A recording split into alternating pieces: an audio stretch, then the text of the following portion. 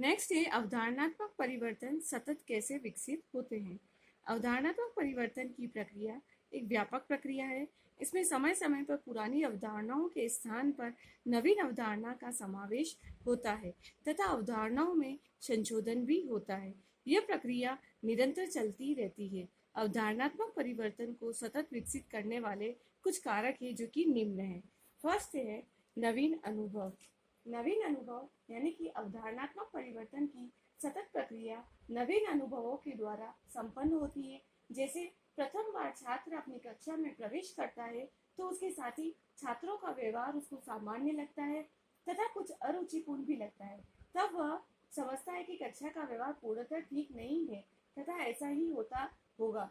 जब वह लगातार कक्षा में अध्ययन करता है तो अनुभव करता है कि छात्रों का व्यवहार उसके प्रति पूर्ण सकारात्मक है तथा उसकी कक्षा विद्यालय की सर्वश्रेष्ठ कक्षा है। इस प्रकार की प्रक्रिया में उसका पूर्व अनुभव परिवर्तित होता है और नवीन अनुभव समृद्ध हो जाता है। तो इस प्रकार विविध क्षेत्रों के नवीन अनुभवों का समावेश अवधारणात्मक परिवर्तन करता है। अब सेकंड है नवीन सूचनाएं। नवीन सूचनाएं अवधारणात्मक परिवर्तन का प्रमुख स्रोत होता है। जैसे ही शिक्षण अपनी कक्षा का शिक्षण सभी छात्रों को सम्मिलित रूप से करता है तो उसको सूचना प्राप्त होती है। तो छात्रों के अधिगम स्तर में वृद्धि के लिए उसकी कक्षा के छात्रों को विविध वर्गों में उनकी योग्यता के अनुसार विभाजित करके शिक्षण कार्य करना चाहिए। इस व्यवस्था के माध्यम से छात्रों का अधिगम स्तर उच्च होता है और सूचना के माध्यम से शिक्षक की अवधारणा में परिवर्तन संभव होता है। अब थर्ड है चिंतन एवं तर्क, थिंकिंग एवं लॉजिक। अवधारणात्मक परिवर्तन की प्रक्रिया का यह भी महत्वपूर्ण स्रोत होता है। विविध प्रकार की स्थितियों में जब छात्र प्रथम बार किसी अवधारणा का निर्माण करता है तब भी तर्क एवं चिंतन का सहारा लेता है। तब उस अवधारणा में परिवर्तन की आवश्यकता अनुभव की जाती है।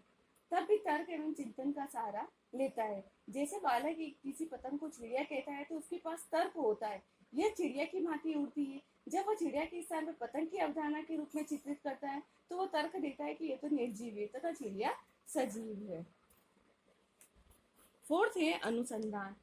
शिक्षा के क्षेत्र में विभिन्न प्रकार के अनुसंधान का मार्ग भी होता है। जैसे प्राचीन काल में शिक्षक केंद्रित शिक्षा की अवधारणा होती थी तथा शिक्षक की प्रमुख भूमिका शिक्षण अधिगम प्रक्रिया के रूप में जानी जाती थी। अनुसंधान द्वारा यह सिद्ध किया गया कि शिक्षण अधिगम प्रक्रिया का स्वरूप बाल केंद्रित प्रक्रिया के रूप में होना चाहिए। लेकिन वर्तमान समय में प्रत्येक शिक्षक एवं प्रधानाध्यापक यह अनुभव करते हैं कि बाल केंद्रित शिक्षा ही छात्रों के लिए सर्वोत्तम है।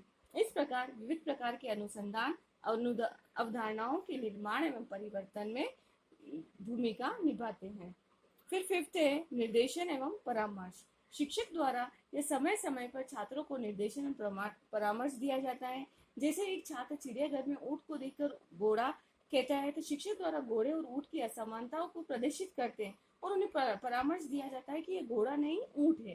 तो इसकी ऊंट की विशेषताओं के आधार पर उसका चित्रण घोड़े से पृथक रूप में किया लेता है और इस प्रकार अनेक निर्देशन एवं परामर्श से छात्रों की अवधारणा का परिवर्तन का मार्ग प्रशस्त होता है।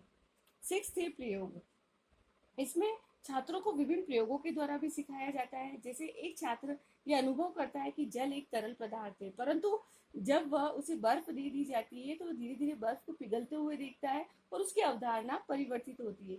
तो यह सोचने के लिए वो मजबूर हो जाता है कि जल तरल के साथ साथ ठोस रूप में भी होता है जिसे बर्फ कहते हैं।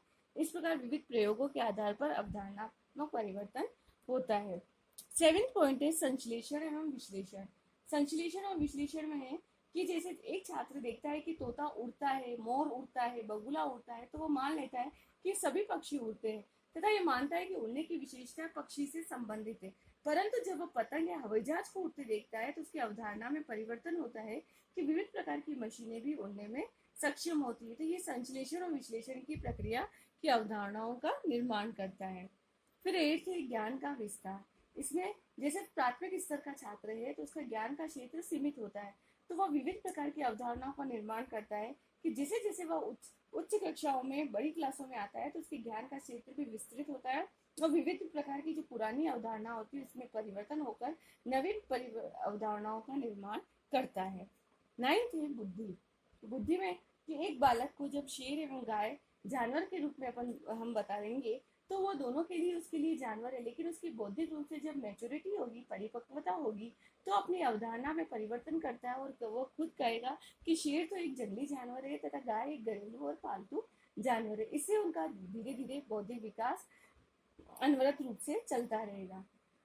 फिर 10th है सर्वांगीण विकास। सर्वांगीण विकास की प्रक्रिया में शिक्षक और शिक्षालय की दोनों की महत्वपूर्ण भूमिका होती है। इसमें जिन सूचनाओं के आधार पर अवधारणाओं का निर्माण होता है तथा अवधारणाओं में परिवर्तन होता है, जैसे एक छात्र पुस्तकीय ज्ञान को सर्वाधिक महत्वपूर्ण मानता है, तो एक शिक्षक द्वारा उसको जो सूचना दी जाती है कि शारीरिक व्यायाम एवं योग मानसिक विकास के लिए आवश्यक है, तो इसके विकास से ही सर्वांगीण विकास होगा और वो सभी को महत्वपूर्ण मानने लगेगा। इस प्रकार अवधारणात्मक परिवर्तन की प्रक्रिया को सतत एवं व्यापक रूप में संचालित करने में सूचनाओं और अनुभवों का महत्वपूर्ण स्थान है।